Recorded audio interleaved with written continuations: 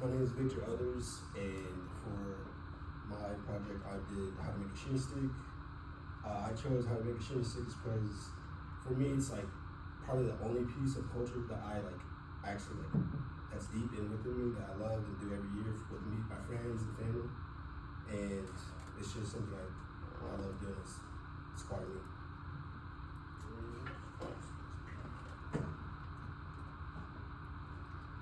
For my supplies, you do need a saw, a sharp knife, some sandpaper. My family, we go and look for ashwood or dogwood trees in my area, back in Punxsutawney, Oklahoma. You need a metal hanger, and I'll get into that. As we metal now, plastic. A fire pit to cook the sticks, or somewhere to burn the sticks, like wherever you can find to cook the stick.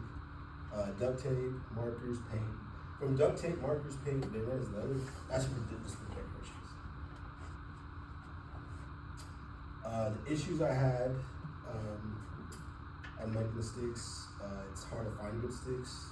Like for instance, here's the nice clean stick, all straight. Oh, you can see straight. This was a clean stick, a good stick that you want to be precise, don't want to waste it and break it. That's this one. And this is a stick where it's not as straight, ding everywhere, or some places, and not as clean. But yeah, you want to make extra sticks just in case sticks break. And these sticks are unfortunately naked or got no decorations, so sorry about that. And the issues. Yeah, like I said, hard finds. When you look out for sticks and you have to come down, there comes back pain, being down, always looking for sticks. Burning skin and clothes, that's when you cook the sticks at the fireplace. Something can happen, someone goof around, it happens a lot, everybody goofs around when you're cooking the sticks, and it happens. You can cut yourself with a saw or knife, which I cut myself for.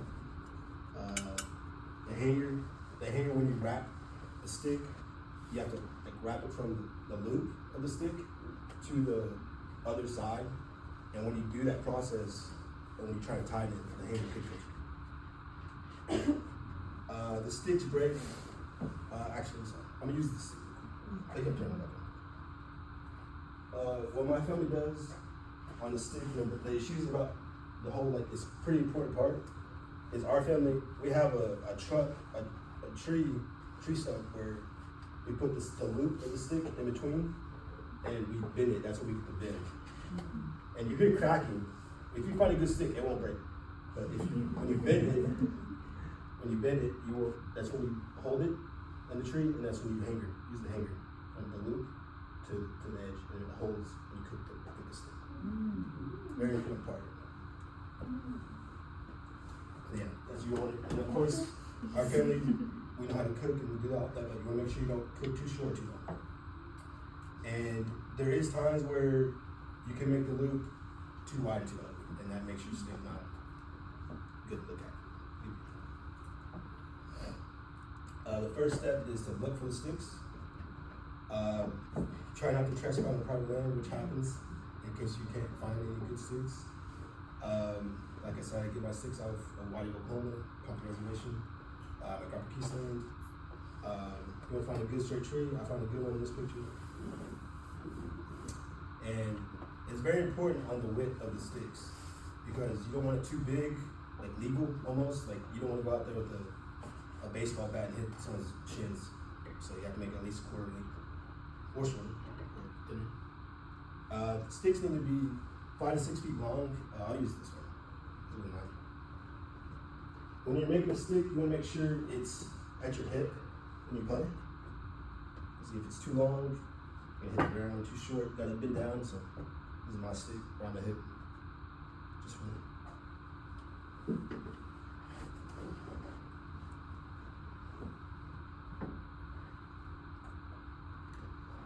The burning and cooking step.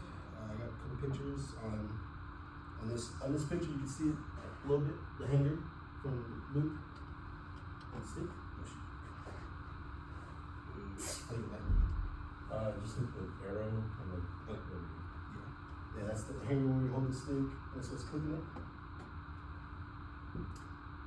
Yeah, you wanna make sure the hook is long, like extra long, so when it cooks, and you wanna cut where the hanger is like a little bit below or right at it.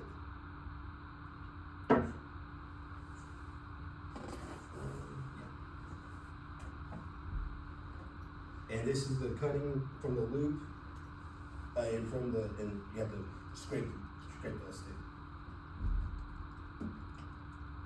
And you want to make sure when you're scraping the stick that it takes all the pricklies, like I call it pricklies, like all these like rougher edges. It's like this is worse, like all the pricklies. You can see that we had to saw that off. The pricklies. Like, this is a very prickly stick. Like we had to sand and use knives. This one is really clean. Yeah, you know, strip the sticks. Oh, and then when you're sanding the sticks, you want to make sure everything's clean. Because if you don't have a clean stick, you can't play with it.